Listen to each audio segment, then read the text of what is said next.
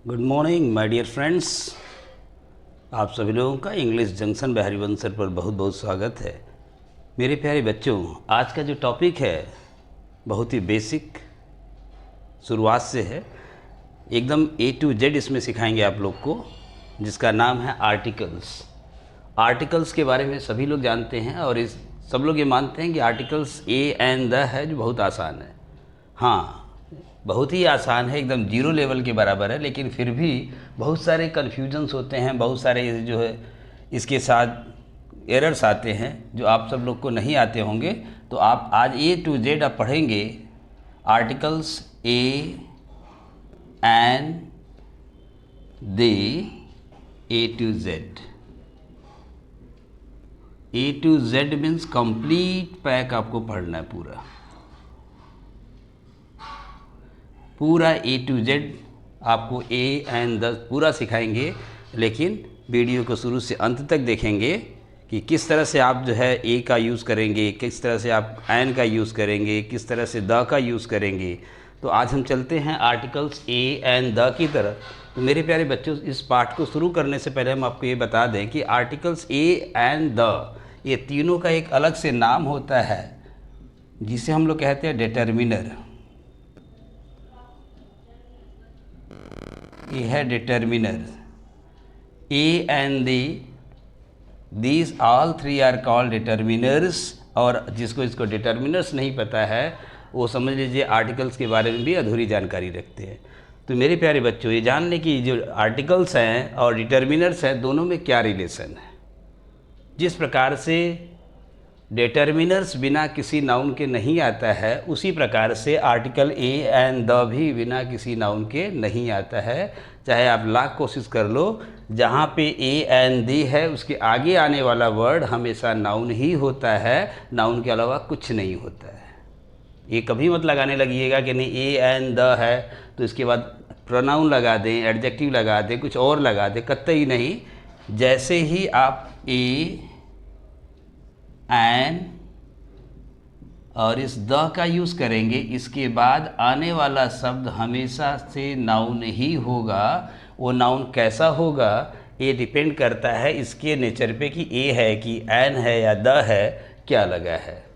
आप सबको पता है कि नाउन जो होता है ये दो तरह का होता है। इसके लिए हमने एक वीडियो बनाई हुई है, आपको नाउन पार्ट 1 से नाउन पार्ट 6-7 तक आपका है, पूरा उसको पढ़ें और पीछे जाकर देखें कि नाउन है क्या चीज़। तो आज हम चलते हैं ए एंड द, जो एज ए डिटर्मिनर यूज़ होगा, इसको कहा जाता है डिटर्मिनर्स। डिटर्मिनर्स मीन्स एडजेक्टिव, लेकिन एडजेक्टिव जो होता है वो अकेले भी आ सकता है, लेकिन जो डिटर्मिनर एडजेक्टिव है वो हमेशा नाउन के साथ ही आएगा। इसलिए मेरे प्यारे बच्चों ये जान लें, एकदम 100% आप श्योर हो जाएं, पूरी तरह से एकदम इतना मान के चलें, इधर उधर के बहकावे में एकदम ना आवें कि जो आर्टिकल ए एंड द है उसके तुरंत बाद क्या आएगा, नाउन ही आएगा और कुछ नहीं आएगा।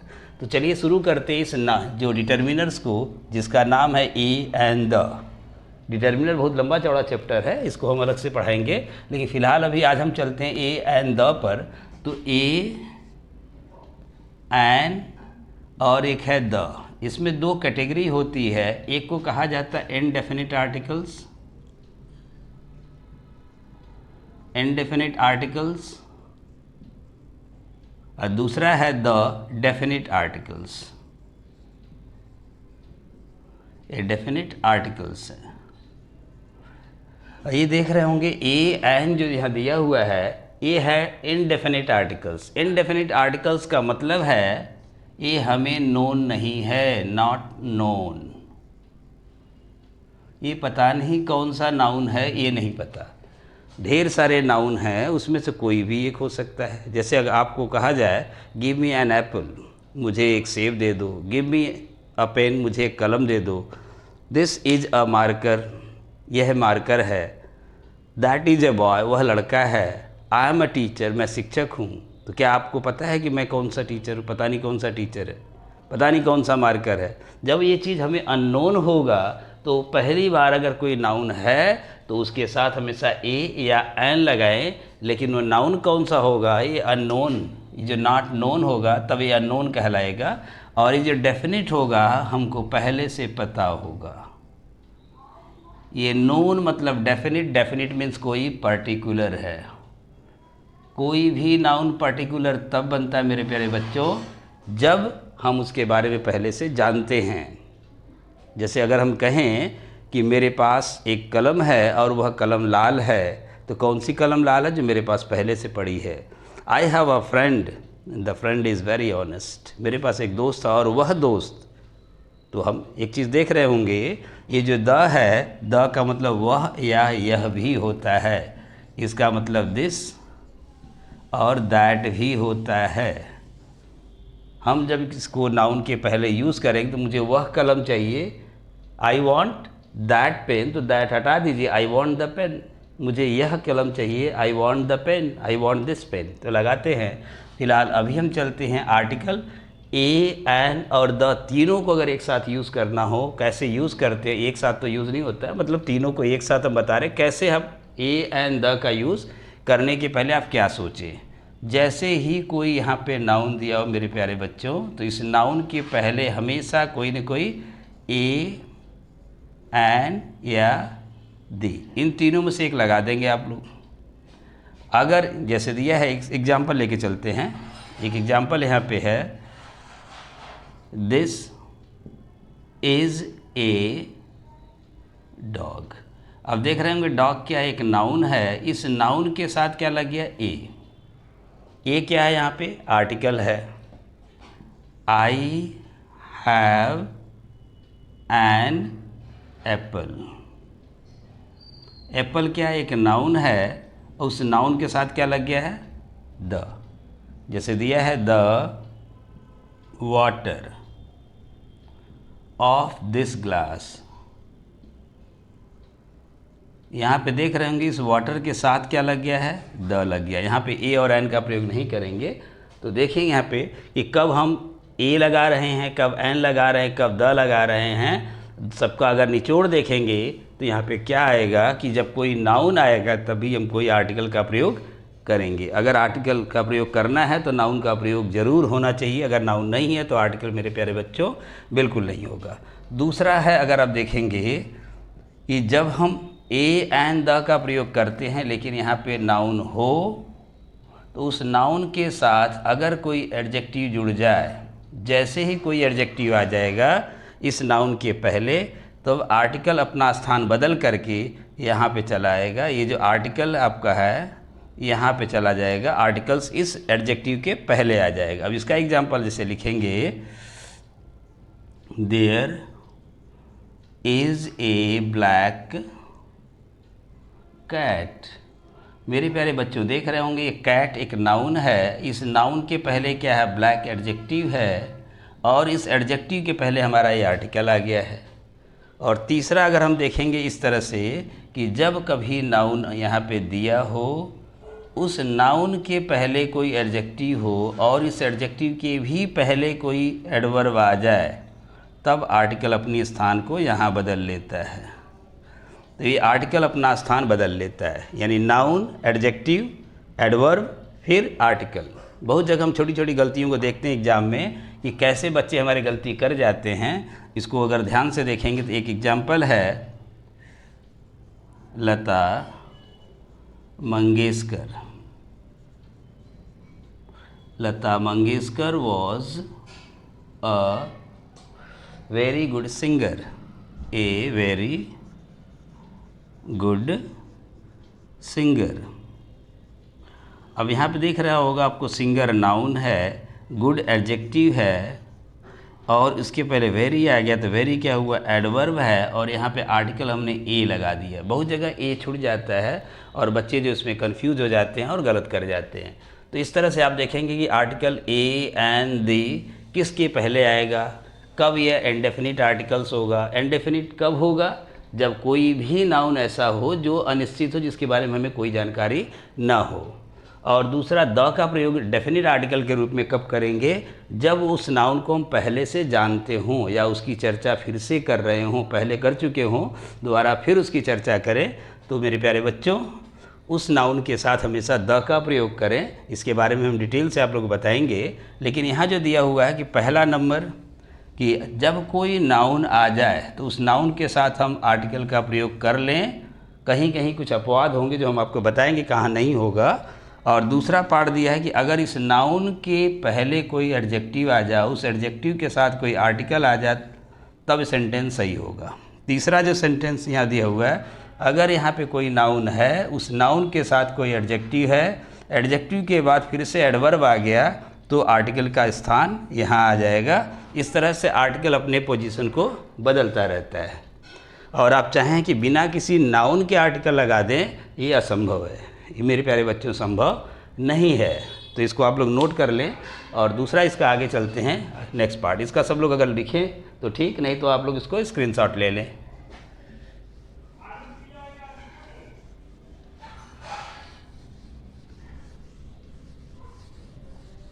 इसका नेक्स्ट पार्ट है, जैसे ही हम आर्टिकल्स को लगाएं तो ये देखें कि कौन सा आर्टिकल लगेगा, कब आर्टिकल लगेगा और किस तरह से हम आर्टिकल ए और एन को जाने। तो अब हम चलते हैं use of a or an. इस ए और एन को जानने से पहले हम ये जान लें, ए क्या है हमारा, ये वॉवेल है। एन क्या है, कॉन्सोनेंट है। वॉवेल साउंड, ये कॉन्सोनेंट साउंड है।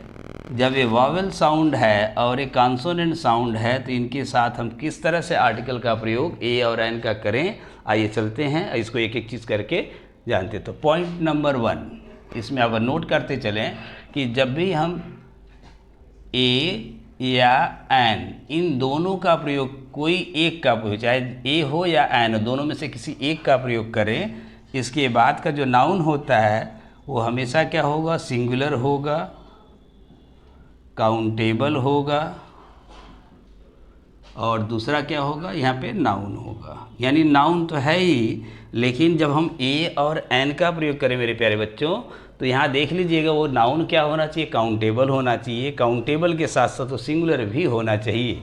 जैसे कहें कि there is a question, there is a question in my mind. अब यहाँ देख रहे होंगे ये जो क्वेश्चन है ये सिंगुलर है, काउंटेबल है, नाउन है, तो यहाँ पे हमने क्या लगा दिया, ए। अगर हम कहें Mira had an ink pot, यहाँ देख रहे हूँ इंक पॉट, ये क्या है, कोई एक दवात है। ये नाउन भी है, काउंटेबल भी है और सिंगुलर भी है, तो इसके साथ एन का प्रयोग हो गया। तो आप लोग हमेशा याद रखें, जब कोई भी सिंगुलर काउंटेबल नाउन का प्रयोग करें तो यहाँ पे ए या एन का प्रयोग जरूर करेंगे, ठीक। लेकिन एक चीज़ याद रखें, जिसको एक एक्सेप्शन कहते हैं, कहते हैं ना, where there is an exception there is an examination. तो ये जो एक्सेप्शन के रूप में आप इस चीज़ को याद कर लें कि इनके साथ ये नियम लागू नहीं होता है। जैसे ही मैन, वुमन, नर्स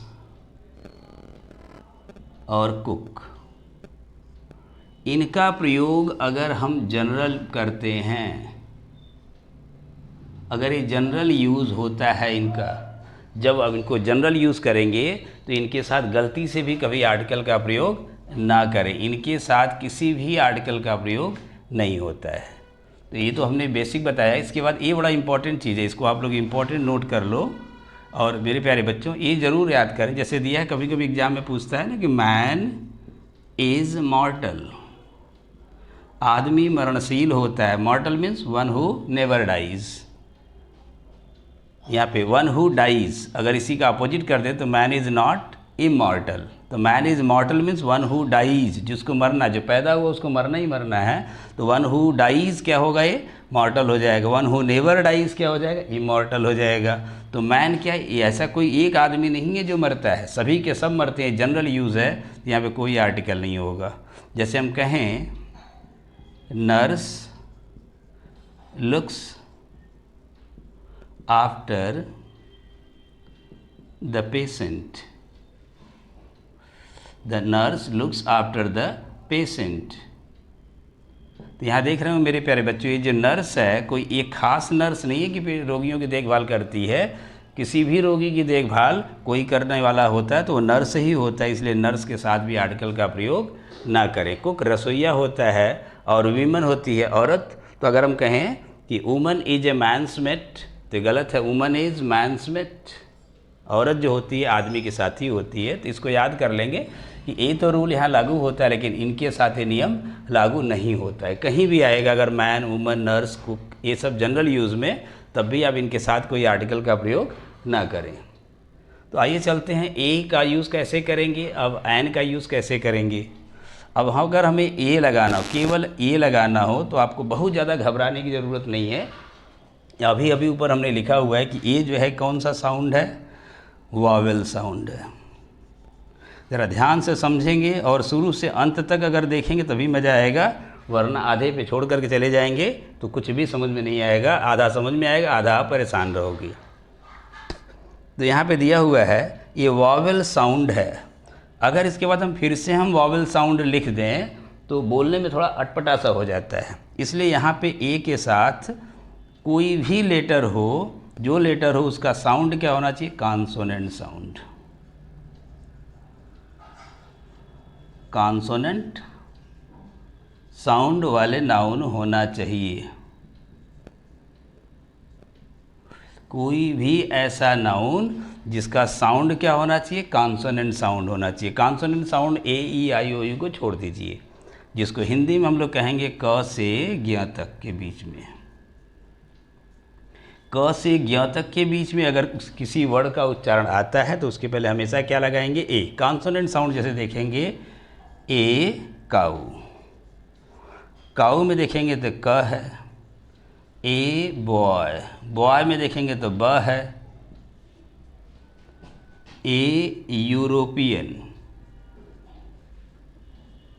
मेरे प्यारे बच्चों यहाँ ज़रा देखिए, यूरोपियन में ई से शुरू हुआ लेकिन उसका जो प्रोनाउंसिएशन उच्चारण है यू है। यूरोपियन, ए यू है तो यू की वजह से क्या लग गया, यहाँ पे ए लग गया। ठीक है, जैसे दिया ए यूनिथिंग, आपको ये नहीं देखना है कि ई से, यू से शुरू है। यू को ज़रा देखेंगे तो यू आ जाएगा, इसलिए यहाँ पे ए लगा हुआ है। ठीक, जैसे दिया है ए वन आइड मैन, यहाँ भी ओ से शुरू है लेकिन इसका प्रोनाउंसिएशन करेंगे तो व आएगा, तो इसलिए यहाँ पे लगा है ए। ये दोनों कॉम्बिनेशन को ज़रूर ध्यान देंगे कि अगर यहाँ पे कॉन्सोनेंट है तो यहाँ पे वावेल, यहाँ वावेल है तो यहाँ पे कॉन्सोनेंट। दोनों एक साउंड वाले नहीं होना चाहिए, वरना बोलने में हमको दिक्कत होती है, बोलने में आसान हो। इसी को देखते हुए ग्रामर ने आप लोग का जो यूज़ किया हुआ है कि ये कॉन्सोनेंट साउंड के साथ ए लगाया है। अगर यही चीज़ वावेल हो जाए तो अगर जैसे लगाएंगे, अगर हमको वावेल साउंड लगाना है, इसको आप नोट कर लीजिए। तो अभी अब आगे चलते हैं। ठीक है,